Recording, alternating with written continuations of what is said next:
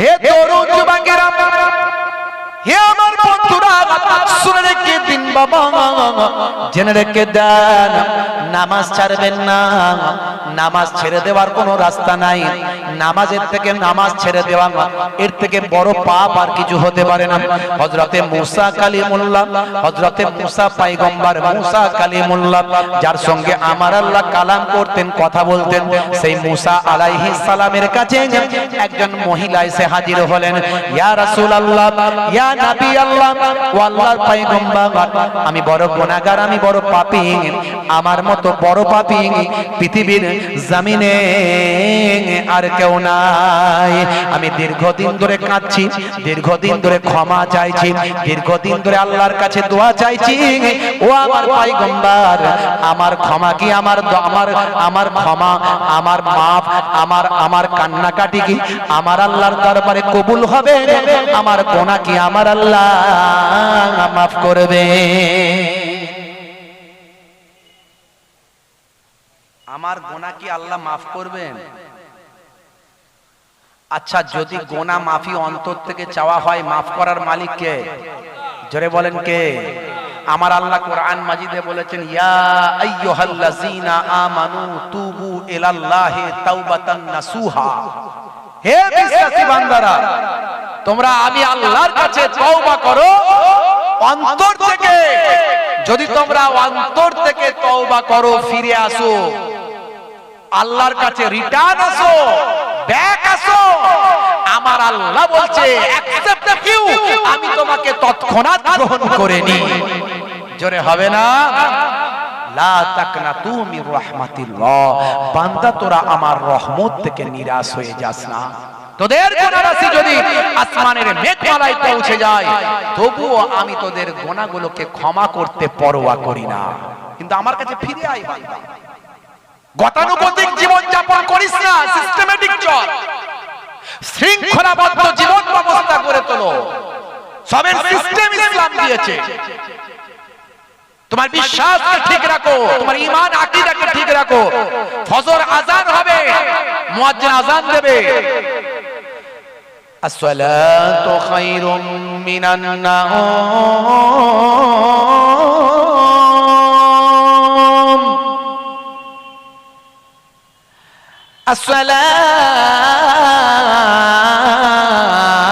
আসসালাতু খায়রুম মিনান নাওম।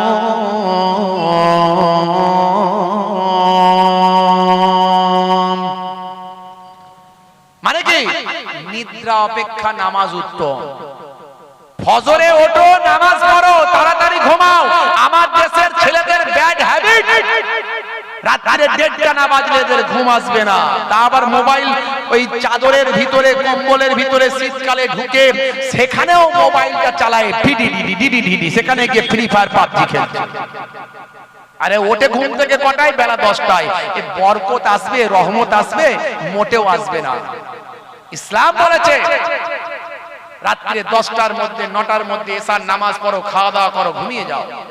ফজরে ওঠো, নামাজ পড়ো, আল্লাহর রহমত হবে, বরকত হবে। বিজ্ঞান কি বলছে, সায়েন্স কি বলছে? স্বাস্থ্য বিশেষজ্ঞদের জিজ্ঞাসা করুন, অতিরিক্ত রাত জাগা স্বাস্থ্যের জন্য ক্ষতিকর। আমি বলছি না, স্বাস্থ্য বিশেষজ্ঞরা বলছে। ইসলাম যা বলেছে সবের মধ্যে সায়েন্টিফিক, সবের মধ্যে সায়েন্টিফিক। আপনি নামাজ পড়ছেন, 5 ওয়াক্ত যদি ঠিকঠাক নামাজ পড়েন, সাল্লু কামা রাআইতুমুনি উসাল্লি, তোমরা ওইভাবে নামাজ পড়ো যেভাবে আমি রাসূলকে নামাজ পড়তে দেখো। রুকুতে যাবে, অপেক্ষা করো, রুকু থেকে উঠবে, অপেক্ষা করো, সিজদায় যাবে, অপেক্ষা করো, সিজদা থেকে উঠবে, অপেক্ষা করো। এ মালগাড়ির মতো, কি বলে, মেলগাড়ির মতো শতাব্দী, জনশতাব্দী, দুরন্ত এক্সপ্রেসের মতো শুধু ঠক ঠক শব্দ উঠছে। ও নামাজ পড়ে, ও তো নামাজ হচ্ছে কিনা বলা মুশকিল। আরে ভাই,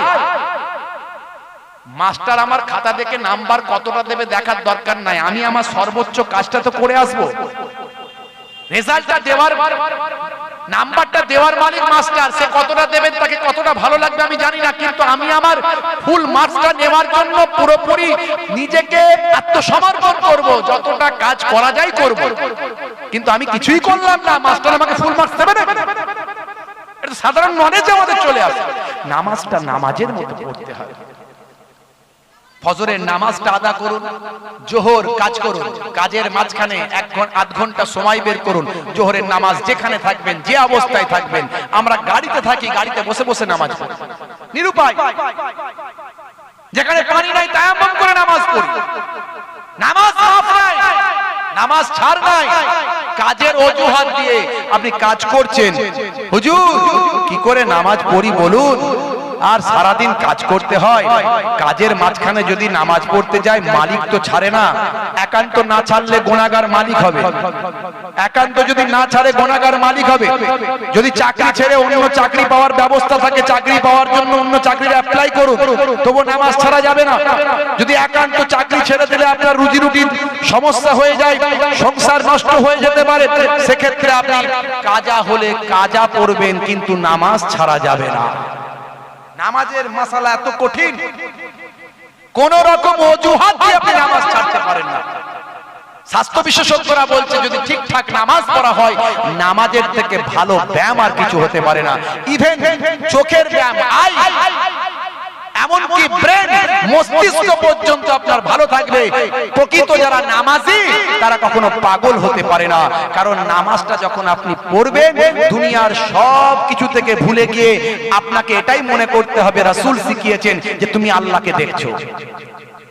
জোরে হবে না? আমরা আল্লাহকে দেখছি মনে করতে পারি?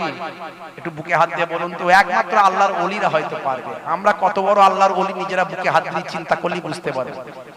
এখন সব ফেরেশতা সেজে বসে আছি, মাশাআল্লাহ, আপনি বসাচ্ছেন, আমি বসে আছি, কিন্তু বাইরে বেরোলেই চায়ের দোকানে গেলি এ খারাপ সে খারাপ, গীবত শেখায়েত, চগলখড়ি, ধাপ্পাবাজি, মিথ্যা কথা, মুখ দিয়ে অশ্লীল কথা, গালাগালি, সুদের কারবার তো ঘরে ঘরে ঢুকেছে, আছে না নাই জানি না। আমার মা বোনের এখন সুদের কারবার করছে, 5 বছরে ডবল, বুঝতে পারছেন?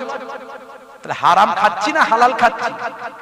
দুটো জিনিস ঠিক রাখতে হবে, মুখ আর পেট। ঠিক আছে তো বন্ধুরা আমার, তরুণ যুবকেরা আমার, নামাজ পড়লে আপনার অশ্লীলতা, অন্যায় থেকে দূরে সরে আসবেন। আপনার ইনকাম কিছুটা যদি কমেও যায়, আল্লাহ অন্য দিক থেকে বরকত দিয়ে দেবেন। আল্লাহর রহমত যদি আপনার উপরে থাকে, দুনিয়ার কোনো বাধা বিপত্তি আপনাকে অ্যাটাক করতে পারবে না, সব সাইড দিয়ে চলে যাবে। পাকাল মাছ পানিতে থাকে, পাকেতে থাকে, মাটির আমার পানির তলায় পাকে থাকে পাকাল মাছ, কিন্তু গায়ে কাদা লাগে লাগে না। কোন কাজের অজুহাত দিয়ে নামাজ ছেড়ে দেওয়া চলবে না। নামাজের ওয়াক্তটা হবে যখনই মসজিদে চলে যাও তুমি তখনই। নামাজের ওয়াক্তটা হবে যখনই মসজিদে চলে যাও তুমি তখনই। ছাড়ো এবার ছাড়ো ছাড়ো এবার ছাড়ো এবার ছাড়ো এই কাজ তোমারই। ছাড়ো এবার ছাড়ো ছাড়ো এবার ছাড়ো এবার ছাড়ো এই কাজ তোমারই। নামাজের ওয়াক্তটা হবে যখনই মসজিদে চলে যাও তুমি তখনই। বলুন ইনশাআল্লাহ, বলুন ইনশাআল্লাহ। ফজরের সময় ঘুমিয়ে থাকি, জোহরে কি দেব কাজে ফাঁকি। ফজরের সময় ঘুমিয়ে থাকি, জোহরে কি দেব কাজে ফাঁকি। রাখো এসব রাখো রাখো এসব রাখো এসব রাখো কথা তোমারই। আসর আর মাগরিব হেলা করি, দোকানার আড্ডায় সময়টা দিই।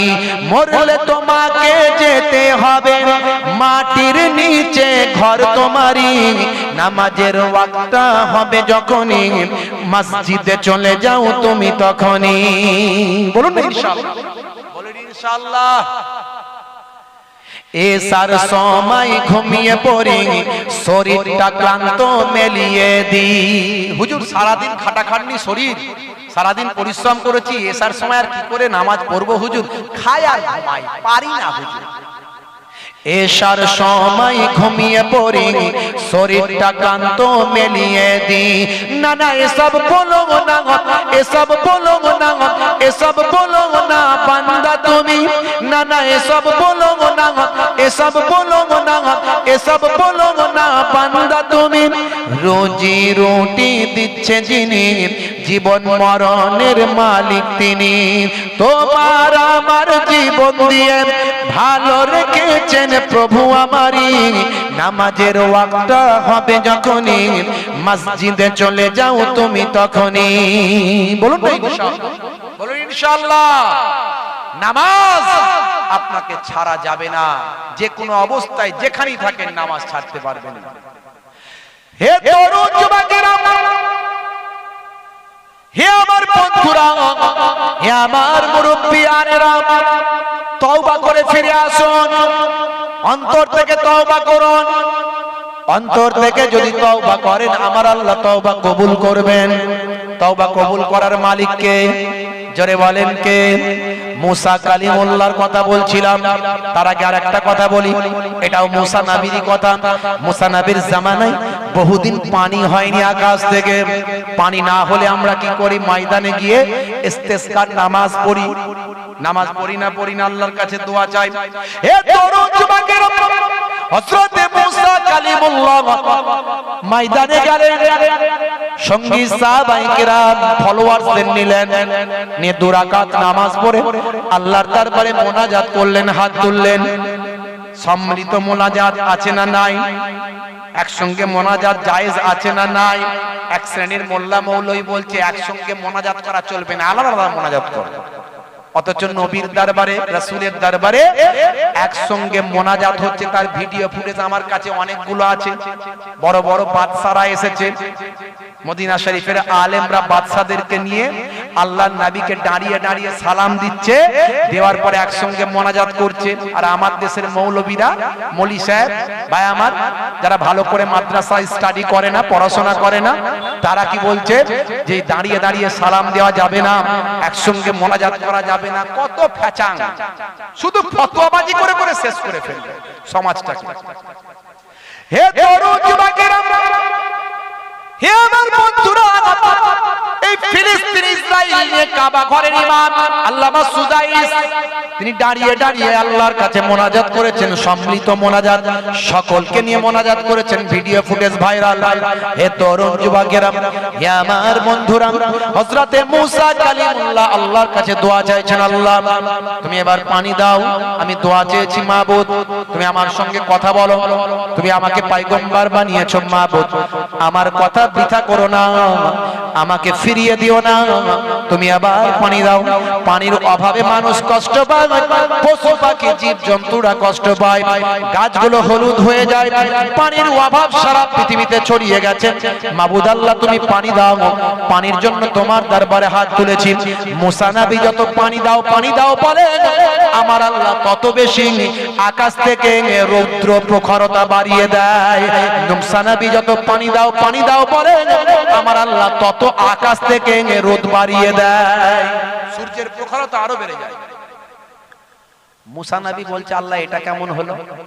তুমি আমাকে পয়গম্বর করেছো, আমার সঙ্গে কথা বলো, এত সম্মান দিয়েছো, এত ইজ্জত দিয়েছো, নবী বানিয়েছো, আমার সঙ্গে কালাম করো, কালিমুল্লাহ করেছো, আমার উপর কিতাব নাজিল করেছো, আর আমি দোয়া চাইছি, তুমি পানি দেওয়া তো দূরের কথা, মেঘ দেওয়া তো দূরের কথা, রৌদ্র করে দিচ্ছ, রোদ বেড়ে যাচ্ছে, এটা কেমন হলো? আমার আল্লাহর সঙ্গে কথা বলেন মুসা নবী। আল্লাহ বলছেন, হে মুসা সবই বুঝতে পারলাম, কিন্তু তোমার লোকেদের মাঝখানে ভেজাল লোক ঢুকে গেছে। তোমার লোকেদের মাঝখানে ভেজাল লোক ঢুকে গেছে। এমন এক ভেজাল লোক আছে যে 40 বছর আমি আল্লাহকে ডাকেনি, সেও ঠেলাই করে আজকে এখানে এসেছে। পানি হয়নি, ঠেলাই পড়বে না পড়েনি? লোকে বলে না, ঠেলাই না পড়লে বিড়াল গাছে ওঠে না। করোনার সময় মাতালরাও কেন নামাজ পড়েছে সেটা বোঝা যাচ্ছে। ওরা বুঝতে পেরেছে মিডিয়ায় এমন প্রচার করছে, মনে হয় এটাই লাস্ট, আর বাঁচার কোনো রাস্তা নাই, কদিন পরেই মনে মরে যাব, তো এতদিন তো মদ মাতালে হয়েছি, তো নামাজ পড়ি মরি, তাই তারা মসজিদে গেছে। তাহলে ঠেলাই পড়েছে, মসজিদে ঢুকেছে।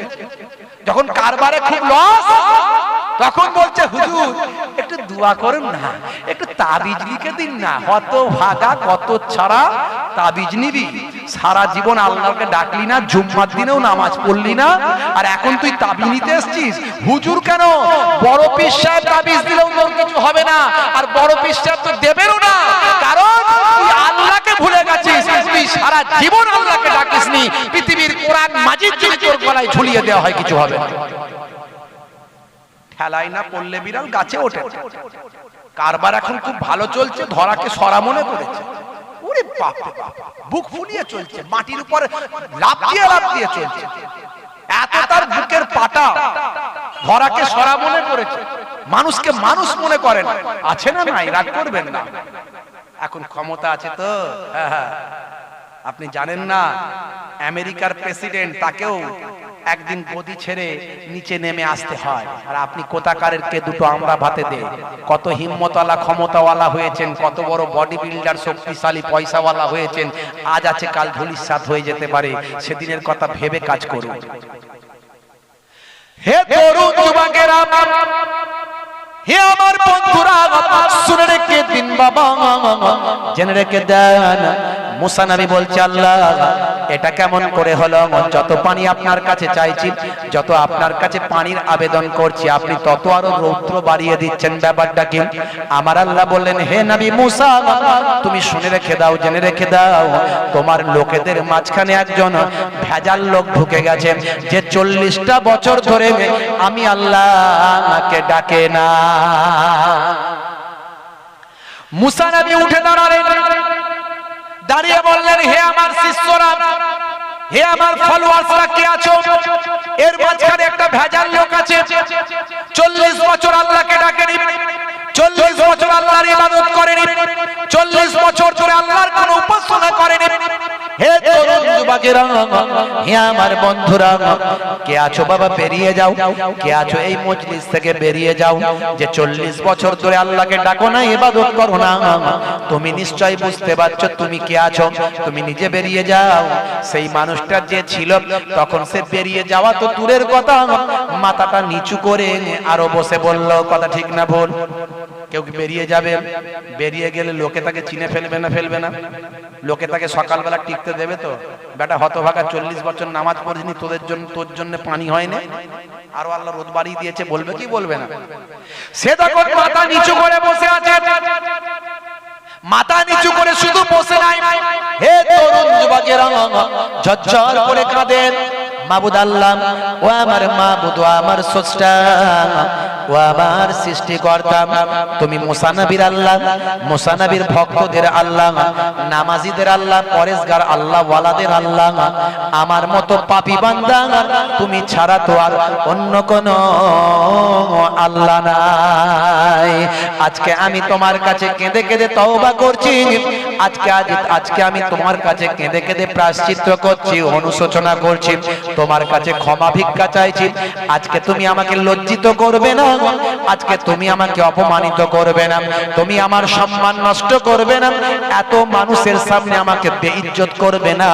আমি কথা দিচ্ছি, আমি প্রতিশ্রুতি দিচ্ছি, মাবুদ গো, যদি তুমি আমার সম্মান নষ্ট না করো, যদি আমার ইজ্জত রক্ষা করো, আজকে যদি তুমি আমাকে বাঁচিয়ে নাও, আমি তোমার ইবাদতকারী, শুকরগুজার করা একজন বান্দা হয়ে যাব। হে তরুণ যুবকেরা, হে আমার বন্ধুরা, হে আমার মুরব্বিয়ানেরা, শুনে রেখে দিন বাবা। এমন সময় মুসা কালিমুল্লাহ সেই সময় বলছেন, যখন কে আছো বাবা? বেরিয়ে যাও। ওদিকে মানুষটা বেরিয়ে যাওয়া তো দূরের কথা, মাথা নিচু করে কাঁদছে। তার চোখ দিয়ে দুফোঁটা পানি যখন ঝরে পড়েছে, আল্লাহর আরশে তার চোখের পানিটা কবুল ও মঞ্জুর হয়ে গেছে। সঙ্গে সঙ্গে প্রখর রৌদ্র, প্রখর তাপ কমতে শুরু করেছে, আকাশে কালো মেঘ ধরতে শুরু করেছে। কয়েক মুহূর্তের মধ্যে আকাশ থেকে অফুরন্ত পানি নাজিল হয়েছে। জোরে হবে না? আরে জোরে হবে না? হে তরুণ যুবকেরা, মুসা নবী অবাক, আল্লাহ এটা কি হলো? এই তো তুমি বললেন যে তোমার লোকেদের মাঝখানে একজন ভেজাল লোক আছে, 40 বছর তোমাকে ডাকেনি, তার কারণে তুমি রৌদ্রের প্রখরতা বাড়িয়েছিলে। এখন আবার আকাশে মেঘ দিলে, পানি দিলে, অপরন্ত পানি, ব্যাপারটা কি? আমার আল্লাহ ভালো করে বলো, খুলে বলো।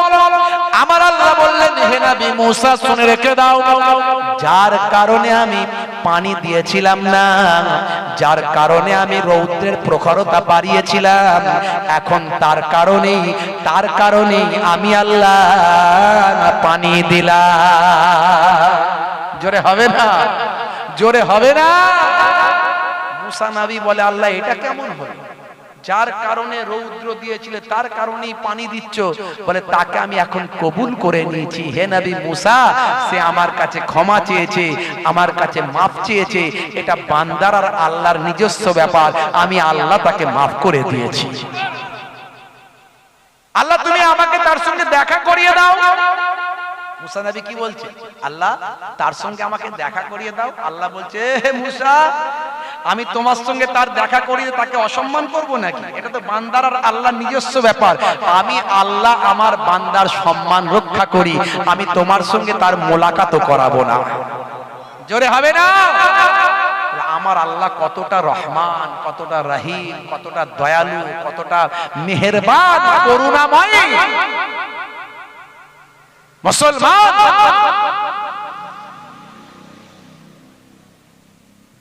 তরুণ যুবকেরা, তওবা, আল্লাহর কাছে ফিরে আসো, আল্লাহর কাছে ঘুরে আসো, সিস্টেমেটিক চলো, নামাজটা শুরু করো। নামাজের কথা বলতে গিয়ে কথা বলেছিলাম, একজন মহিলা সে এসে মুসা কালিমুল্লাহকে বলছে, হে নবী মুসা, আমি অনেক বড় পাপী, অনেক পাপ করেছি, এখন আমি অনুশোচনা করেছি, প্রায়শ্চিত করেছি, তওবা করেছি, এখন আমার তওবা কি আল্লাহ কবুল করেছেন?